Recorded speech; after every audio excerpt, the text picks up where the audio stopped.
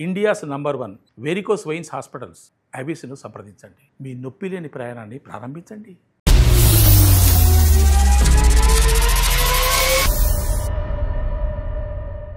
Suman TV presents అందమైన జీవితానికి స్వాగతం. నమస్తే కళ్యాణ్ గారు. నమస్తే జయ గారు. నమస్తే కళ్యాణ్ గారు, గీత అనే ఒక అమ్మాయి మనకు మెయిల్ చేసిందండి. మరొకసారి కాల్ చేయనా? తప్పకుండా మేడం. హలో గీత గారు, నమస్తే అండి. నేను జయాని అందమైన జీవితం ప్రోగ్రామ్ నుంచి కాల్ చేస్తున్నానండి. హాయ్, బాగున్నానండి. గీత, మీ మెయిల్ చూసామండి. డాక్టర్ గారు కూడా నాతో పాటు ఉన్నారు. మీరు మాట్లాడతారా? అవకాశం ఉందా ఇప్పుడు? మాట్లాడతాను మేడం. గీత గారు, హాయ్ సార్. నమస్తే. నమస్తే. నమస్తే. మీ కాలర్ ట్యూన్ కూడా విన్నాం. లంకెబిందు లాంటి భర్త దొరికాడా దొరకలేదు? దొరికాడని అందరూ అనుకుంటున్నారు సార్. అదే ప్రాబ్లం గురించే మెయిల్ చేశాను. చెప్పండి గీత. మేడం, నా ప్రాబ్లం అసలు చెప్పుకున్నా కూడా ఎవరికి అర్థం కాదేమో, కానీ నేను అనుభవిస్తున్నాను. నాకు తెలుసు. Okay okay. ఎన్ని ఇయర్స్ అవుతుంది మీకు పెళ్ళై? 2 years madam. Okay, right. Problem చెప్పండి. ఆయనకి ఓసిడి ప్రాబ్లం. ఓసిడి ఒక్కటే కాదు, పర్ఫెక్షనిస్ట్. అందులో ప్రాబ్లం ఏంటి అని అందరూ నీకు అదృష్టమే కదా అది ఇది అనుకుంటారు, కానీ అది ఎంత పెయిన్ఫుల్ గా ఉందో నాకే తెలుస్తుంది మేడం. లవ్ మ్యారేజా అరేంజ్డ్ మ్యారేజ్ అండి? అరేంజ్డే మేడం. ఓకే. ఏం చేస్తుంటారు మీ వారు? వారు సాఫ్ట్వేర్ మేడం. ఓకే. మీరు? నేను ఇంట్లోనే ఉంటాను. చెప్పండి, ప్రాబ్లం ఏంటి? అసలు ఎక్కడ ఇబ్బంది పడుతున్నారు మీరు? Over cleaning madam. ఓవర్ క్లీనింగే కాదు, పర్ఫెక్షనిస్ట్ అంటారు. ప్రతి దాంట్లో పర్ఫెక్ట్ గా ఉండాలి. ప్రతి దాన్ని తుడిచి తుడిచి కడిగి కడిగి అందరూ అంటారు, నీకేమైంది, మీ వారు మంచిగా చూసుకుంటారు కదా, పర్ఫెక్ట్ గా ఉండడం ఈ రోజుల్లో తప్పేం కాదు కదా, నీట్ గా ఉండడం తప్పేంటి అని అనుకుంటా. ఎవరికి చెప్పినా ఇదే అంటారు. ఆయన ఉంటారా? మిమ్మల్ని కూడా ఉంచాలని చూస్తారా? నా రిమోట్ ఆయన చేతిలో ఉంటుందేమో అనిపిస్తుంది. నన్ను ఒక బొమ్మలాగా ఆడిస్తారు. నన్ను ఉంచాలని నన్నే కాదు, చుట్టుపక్కల ఉన్నవి అన్ని అలాగే ఉండాలి ఆయనకి. కదమ్మా, చేతులు కాళ్ళు కడుక్కోవటం, స్నానం చేయటం వరకేనా, లేదంటే ఇంట్లో వస్తువులు కడగటం, తొడవటం ఇవి కూడా ఉంటాయా? ఇంట్లో వస్తువులు అంటారేంటి సార్, ప్రతి ఒక్కటి. డస్ట్బిన్ కూడా డస్ట్బిన్ తో సహా ఉంటది. డస్ట్బిన్ ఒక దగ్గర మనం పెట్టామని అంటే, మేడం మీరు ఆడవాళ్ళు, మీకు తెలీదా మేడం, మనం పనులు ఎలా చేస్తాము, డస్ట్బిన్ ఎక్కడ పెట్టాలో మనకు తెలీదా? ఆ డస్ట్బిన్ కొంచెం జరిగినా కూడా అది అక్కడే ఉండాలి కదా, అక్కడి నుంచి ఎందుకు జరిపావని అంటారు. గ్యాస్ ఇప్పుడు గ్యాస్ బుక్ చేశాక గ్యాస్ తెస్తారు కదా మేడం, బాయ్ గ్యాస్ తీసుకొస్తాడా? తీసుకొచ్చినప్పుడు ఎవరైనా దాన్ని కడుక్కొని నీట్ గా సోప్ తో అన్ని కడిగేసి ఇంట్లో పెట్టుకుంటారా? ఎవరైనా గ్యాస్ ముద్దుని ఎవరైనా కడుగుతారా? సిలిండర్ ని కడిగేస్తున్నారా? సిలిండర్ ని కడుగుతారు మేడం. సిలిండర్ ని కడిగి అప్పుడు గ్యాస్ రెగ్యులేటర్ పెడతారు ఆయన. ఇప్పుడు ఎవరైనా 2 years మ్యారేజ్ అయింది అని అంటే ఎలా ఉంటారు ఒక్కొక్కళ్ళు? నేను మా వారు వస్తున్నారు, ఎప్పుడైనా సరదాగా ఉండాలి మా వారితోటి, వచ్చి రాగానే హగ్ చేసుకోవాలి అనిపిస్తుంది నాకు. ఒకవేళ వస్తే ముట్టుకుంటే ఏంటి నీ చేతులు ఇలా ఉన్నాయి, ఏంటి నువ్వు ఇలా ఉన్నావు అని ఎక్కడ అంటారో అని కడిగి కడిగి నాకు చిరాకు వస్తుంది. ఇప్పుడు ఆయన వస్తున్నారంటే ఆ టైం చూసుకొని, బాబో ఈయన వస్తున్నారా, ఇప్పుడు నేను ఏం చేయాలి, ఇప్పుడు అన్ని నీట్ గా ఉన్నాయా లేదా, ఎక్కడ ఉన్నాయా లేదా, ఆఖరికి డస్ట్బిన్ కరెక్ట్ గా ఉందా లేదా, చెప్పులు కరెక్ట్ గా ఉన్నాయి. చెప్పులు మేడం వెళ్తారు, సరే ఆఫీస్ కి వెళ్తారు, ఆఫీస్ కి వెళ్ళేటప్పుడు బైక్ తీస్తారు, బైక్ తీసి వెళ్తున్నారు కదా అనేసి బాయ్ చెప్తాం మేము. బాయ్ చెప్పినప్పుడు అక్కడ దాకా వెళ్తారు, అక్కడ దాకా వెళ్ళి వెనక్కి వస్తారు. ఏ అమ్మాయి అయినా హస్బెండ్ బయటికి వెళ్తూ వెనక్కి వస్తున్నాడు అని అంటే ఏమనుకుంటారు? అమ్మ నా కోసం వస్తున్నారేమో మా ఆయన అనుకుంటారు. అది కాదు, అక్కడ చెప్పులు కరెక్ట్ గా లేవని ఆ చెప్పులు సర్దేసి వెళ్ళిపోతారు.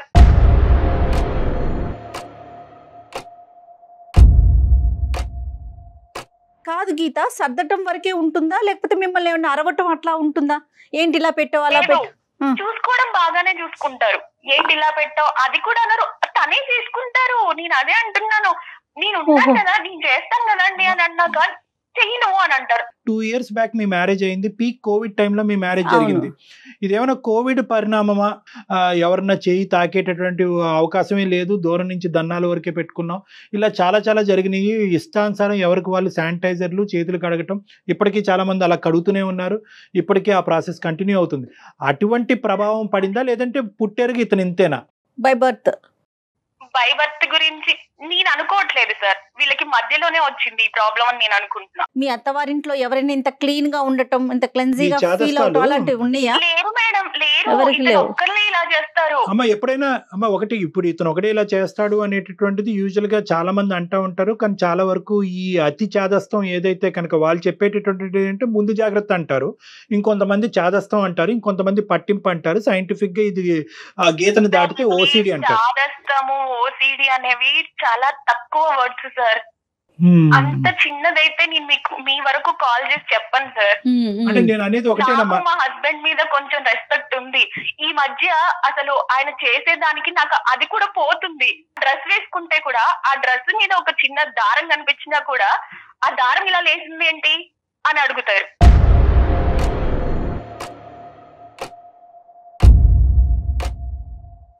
అతను ఏదైనా ఫంక్షన్ కి వెళ్ళినప్పుడు కూడా అతను ఏ డ్రెస్ వేసుకుంటే ఆ కలర్ డ్రెస్ నేను వేసుకోవాలి.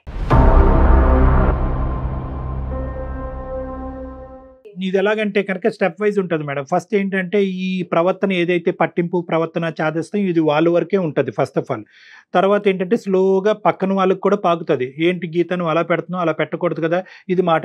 ఎప్పుడైతే కనుక ఇప్పుడు గీతలో ఫ్రస్ట్రేషన్ వస్తుంది, ఇప్పుడు ఆ అమ్మాయి ఏమంటుంది, ఇది ఓసిడి చాలా చిన్న మాట మేడం, దానికంటే పెద్ద అంశాన్ని నుంచి నేను సఫర్ అవుతున్నాను కాబట్టి మీ వరకు వచ్చి కాల్ చేశానంటే ఈ అమ్మాయి ఇప్పుడు రానున్న రోజుల్లో ఏంటంటే ఎదురు తిరుగుతుంది ఆటోమేటిక్. అది ఎంతకాలం ఈ చండాలం ఏంటి, దరిద్రం ఏంటి, ఈ జాగ్రత్త ఏంటి, ఇవన్నీ ఇప్పుడు కడగని వాళ్ళందరూ చచ్చిపోతున్నారా, అలా అయితే డాక్టర్లు హాస్పిటల్ ఇవన్నీ ఎప్పుడో ఒకలాంటి చిరాకు వస్తుంది కదా. ఎప్పుడైతే కనుక ఈ అమ్మాయి ఆ ప్రవర్తన చూపెడతాదో అతనిలో ఇంకో యాంగిల్ అనేది స్టార్ట్ అవుతుంది. ఎందుకంటే ఎంత కాదనుకున్నా కూడా అతని సాంప్రదాయాన్ని అతని పట్టింపుని కాపాడుకోవాలని ప్రయత్నం చేస్తాడు. కానీ స్లోగా over a period of time పక్క వాళ్ళు నా వల్ల సమస్య అనుభవిస్తున్నారు అనేది హ్యుమానిటేరియన్ యాంగిల్ అనేది పోతుంది. ఉండదు, పక్కన వాళ్ళు నా వల్ల సఫర్ అవుతున్నారు అనేది ఆయనలో కొంచెం కూడా. మీరు ఎప్పుడైనా డిస్కస్ చేశారా, నువ్వు ఓవర్ గా రియాక్ట్ అవుతున్నావు? మేడం అసలు నాతో డిస్కస్ చేయరు. నేను అతను పక్కన కూర్చుంటే పక్కన కూర్చొని మాట్లాడుతున్నా సరే చేతులు ఎక్కడ కడుక్కోమంటారో ఏం చేయమంటారో అని అసలు నేను పక్కకు కూడా వెళ్ళట్లేదు మేడం.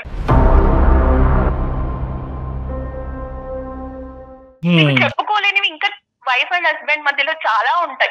అలాంటివి ఇంకా చాలా ఉన్నాయి, చెప్పుకోలేను.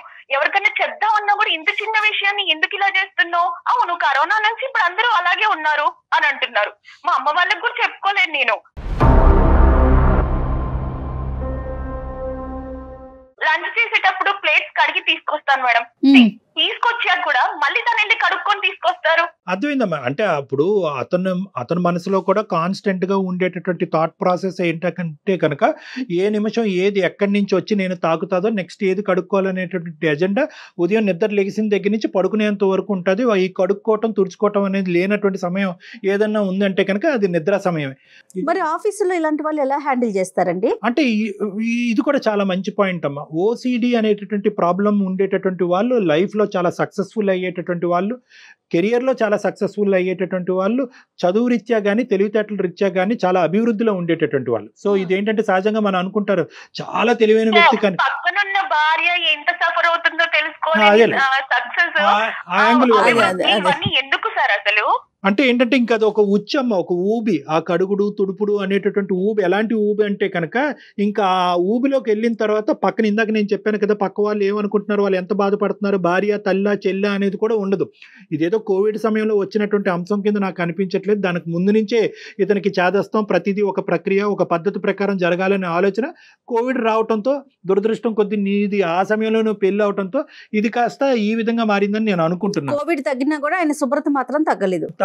బయట కూడా ఇలాగే చేస్తారు సార్, బయట కూడా ఇలాగే చేస్తారు. మేము మొన్న ఒకసారి మ్యారేజ్ కి వెళ్ళాము, నేను శారీ కట్టుకున్నాను, హెయిర్ జడ వేసుకున్నానా, జడ వేసుకుంటే నేను మా ఫ్రెండ్స్ దగ్గర కూర్చున్నాను. వచ్చి అక్కడ మా ఫ్రెండ్స్ దగ్గర నేను కూర్చుంటానా, వచ్చి అక్కడికి వచ్చి జడ ఇలా వేసుకున్నావేంటి, ముందుకు వేసుకో, చీర ఇలా సర్దుకో. అంటే యూజువల్ గా ఏంటంటే అమ్మ ఈ పర్సనల్ యాంగిల్ అనేది ప్రొఫెషనల్ లైఫ్ లో ఉండదు. ఎందుకంటే ఆఫీస్ అనేటప్పటికి టైంకి అవుతుందా లేదా, ప్రాజెక్ట్ అవుతుందా లేదా, మేనేజర్ సాటిస్ఫై అవు చేశారు అనేది కానీ బాత్రూంలో ఇతను వెళ్ళి ఎన్నిసార్లు చేతులు కడుక్కుంటున్నాడు అనేది ఎవరు గమనించరు. కాబట్టి అక్కడ నడుస్తుంది అమ్మ. కానీ ఇంటికి వచ్చేటప్పటికి నా భార్య నేను చెప్పినట్టు అంటే ఇతను ఆటోమేటిక్గా ఏంటంటే మిమ్మల్ని ప్రేమించట్లేదని కాదు, కానీ అతను ఏదైతే ఒక తీరును ఆచరిస్తున్నాడో దాన్ని సమర్థించుకుని ఆ తీరుని మీరు కూడా కుటుంబ సభ్యులుగా మీరు ఆచరిస్తే అది మీ మంచి గురించే. మనకి ఏ జబ్బు రాజు ఏది రాదు. సో ఈ అనవసరమైనటువంటి సెంటిమెంట్ మీకు చాలా ఈజీగా అంటుకుంటుంది, బయట ప్రపంచానికి అంటుకోవటానికి చాలా కష్టం. నాకు అసలు ఏ ఫ్రీడమ్ లేదా అనిపిస్తుంది. ఆయన చెప్పిన డ్రెస్ వేసుకోవాలి, ఆయన కూర్చోమన్న చోట కూర్చోవాలి, ఆయన తుడవమన్నది తుడవాలి. నేను ఇలాంటి లైఫ్ మాత్రం నేను బ్రతకలేను సార్.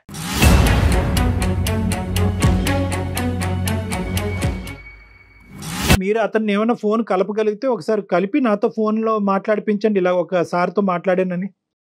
నాకైతే నమ్మకం లేదు, కలుపుతున్నాను సార్. ఓకే, ట్రై చేయండి. సహజంగా ఆడవాళ్ళలో ఇలా ఉంటుందండి. నేను ఎక్కువగా చూసింది ఓసిడి లక్షణాలు. హలో హలో, నేనే. హలో, చెప్పు. బిజీగా ఉన్నారా? ఉన్నానులే, చెప్పు. నేను కళ్యాణ్ చక్రవర్తి గారు అందమైన జీవితం నుంచి కళ్యాణ్ చక్రవర్తి గారికి నేను మెసేజ్ చేశాను మీ ప్రాబ్లం గురించి. మీకేం అవసరం లేదండి, మీకేం అవసరం లేదండి, నాకు అవసరం.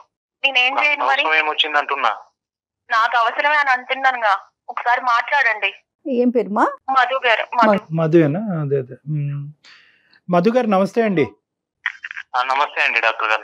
నమస్తే. నమస్తే. మిమ్మల్ని మీకు ఇలా మీ భార్య గారు షాక్ ఇచ్చారేమో, కానీ మధు గారు ఏంటంటే ఆవిడ ఏదైతే మీరు ఒక పట్టింపు జాగ్రత్త శుభ్రం అని అంటున్నారో దానికి ఆవిడకి వేరే నిర్వచనం కనిపిస్తుంది. ఆవిడ అది అనుభవించలేక బాధపడుతుంది. ఎవరికి చెప్పుకోవాలో తెలియదు. చెప్పుకునే వాళ్ళందరూ కూడా మంచోడే కదా, జాగ్రత్తగా చూసుకునేవాడిని తీసుకొచ్చి నువ్వు వంక పెడుతున్నావు ఏంటని ఆ అమ్మాయిని తిరిగి మాట్లాడేటటువంటి ఒక దిక్కుతోచని పరిస్థితిలో మాకు చేయటం జరిగిందండి. దాన్ని దయచేసి ఇంకో విధంగా ఆలోచించండి. అదేదో కంప్లైంట్ కింద తీసుకోకండి, మీ మీద ఏదో చెప్పటం కాదు. శుభ్రత వర్సెస్ ఓసిడి అంటే ఇది ఓసిడి అనేటటువంటి జబ్బు కింద పరిగణించాలా, ఒక పద్ధతిగా ఉండటం అనేటటువంటి ఒక సాంప్రదాయాన్ని పిచ్చిగా చూపెడుతున్నారు అనేటటువంటి విధంగా అనుకోవాలా? ఎలా కంక్లూడ్ వస్తుంది డాక్టర్ గారు? నేను తనకి ఇలా నడుచుకో, ఇలా చెయ్యి, ఇలా దానికి తను ఎలా ఇలా ఓసిడి నన్ను ఒక ఎట్లా మానసిక రోగుల బూచిలాగా చూపెట్టాలనుకుంటుంది?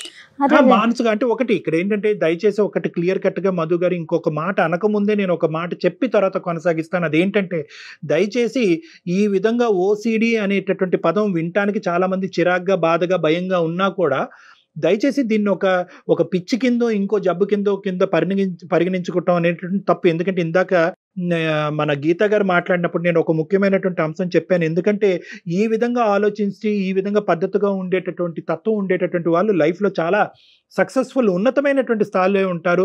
తెలివితేటలు ఉన్నతంగా ఉంటుంది. భార్య ఇంట్లో ఉండే స్త్రీమూర్తి అయినా అవ్వచ్చు, బయట పనిచేసుకునే మగాడైనా ఉండొచ్చు, చాలా చక్కగా వాళ్ళ లైఫ్లో కెరియర్లో ఉంటారు. కాబట్టి దీనికి పిచ్చి అనేటటువంటి పదాన్ని ఆపాదించద్దు.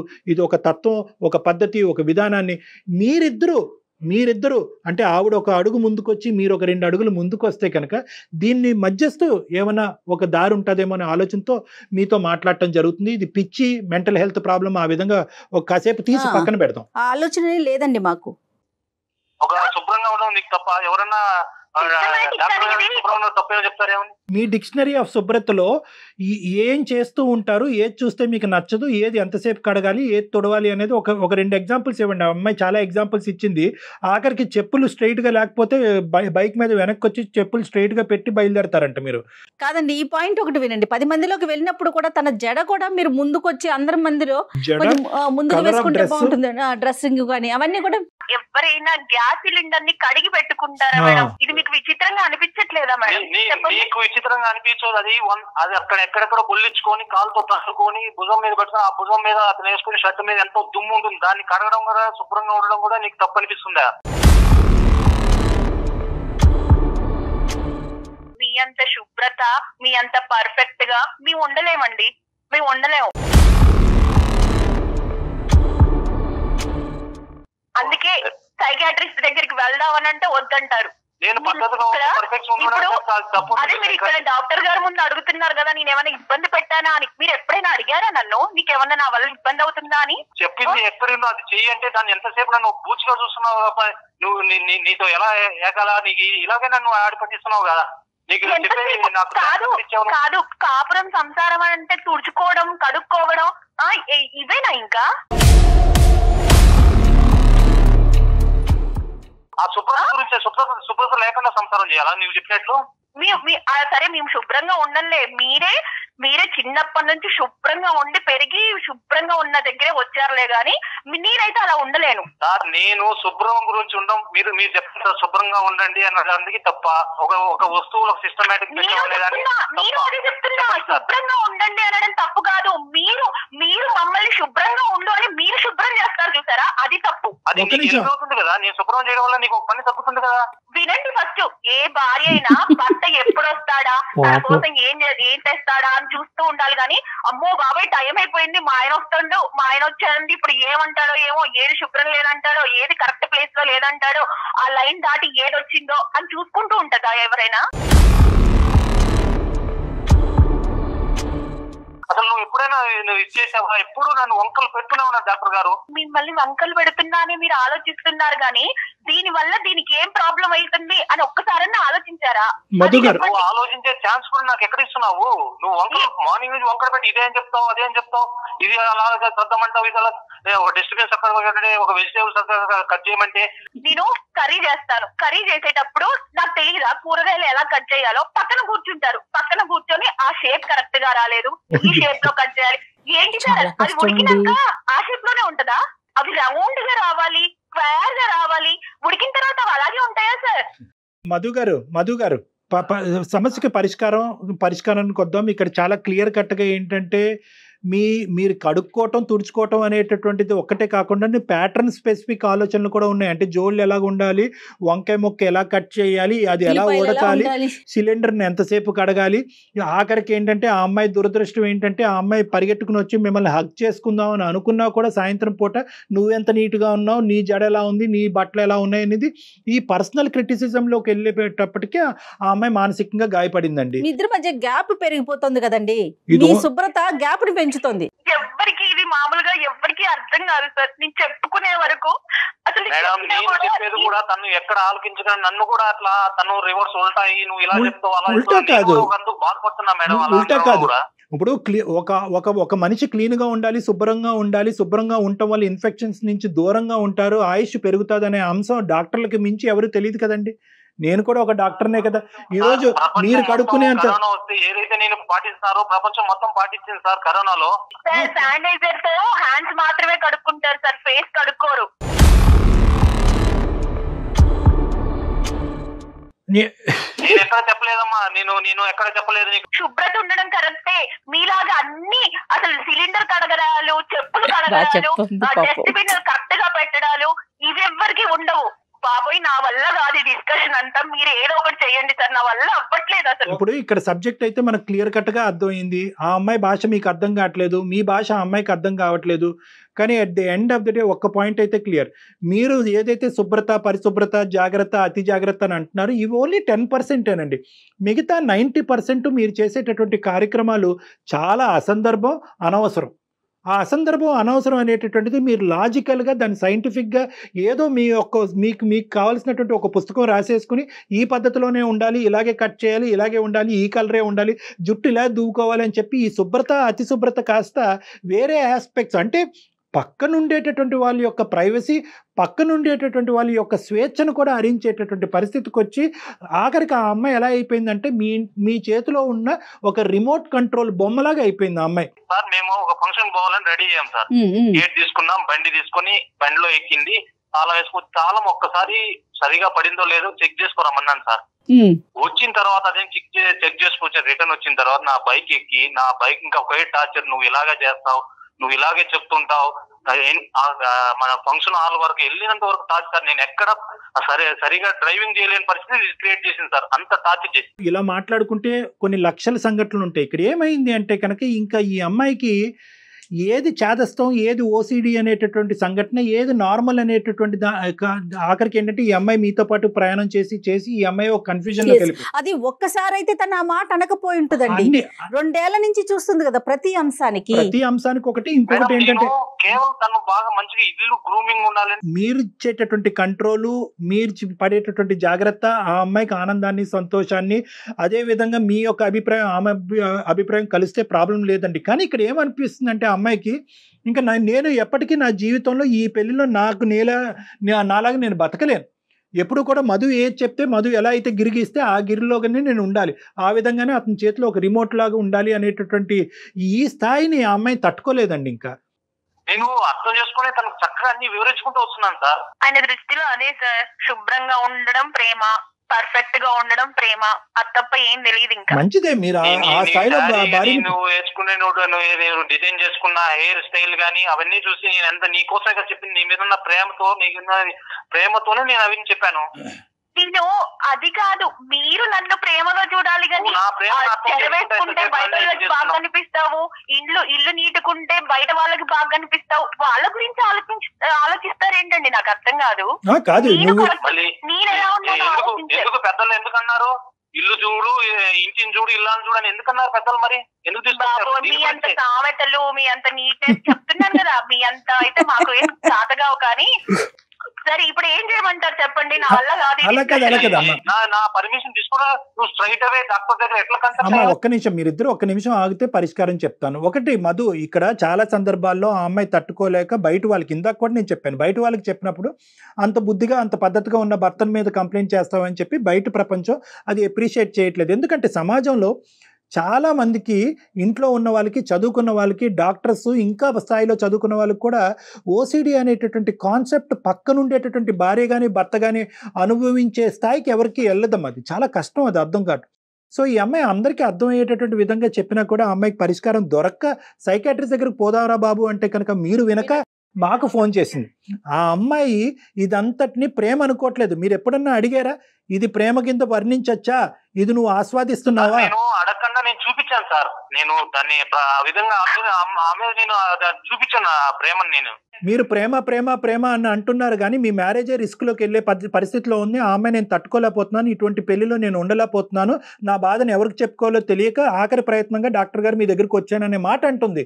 నిజంగా మీ అతి జాగ్రత్త, అతి కడుగుడు మీ జీవితాన్ని త్యాగం చేసే పరిస్థితికి వచ్చింది. కాబట్టి నేను శుభ్రంగా పర్ఫెక్షన్ గా ఉండమని చెప్తున్నా సార్. నాతో భాగస్వామ్యాలు ఎవరైతే నాతో వచ్చిందో ఆవిడ కూడా అలా ఉండాలని కోరుకుంటున్నాను. ఇది శుభ్రత స్థాయి దాటిపోయింది సార్, శుభ్రత స్థాయి దాటిపోయి చాదస్తం అనే స్థాయి దాటిపోయి ఓసిడి అనేటటువంటి ఏరియాలోకి వెళ్ళిపోతుంది ఇది.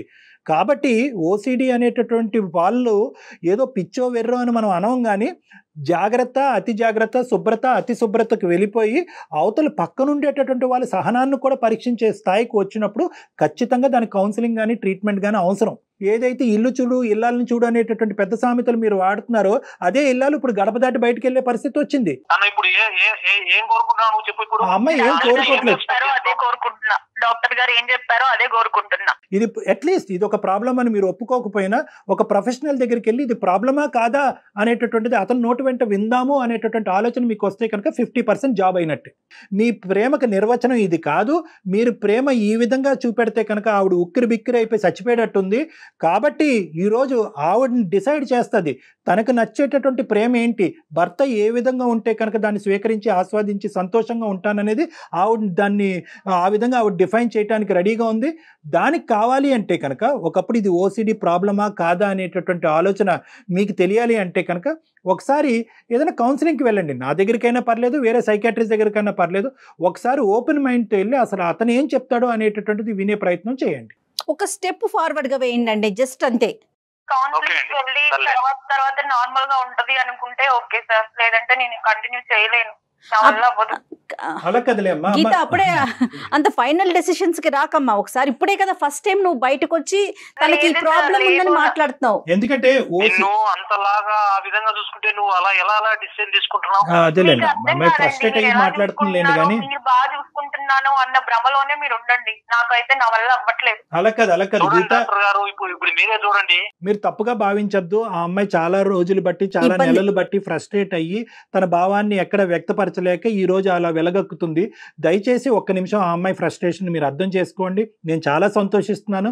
ఈరోజు నేను బయటకు వచ్చి ఒక డాక్టర్తో మాట్లాడతాను అనే ఆలోచనకు మీరు రావటం అనేది ఈ రోజు ఈ కార్యక్రమానికి ఒక శుభ సూచకం.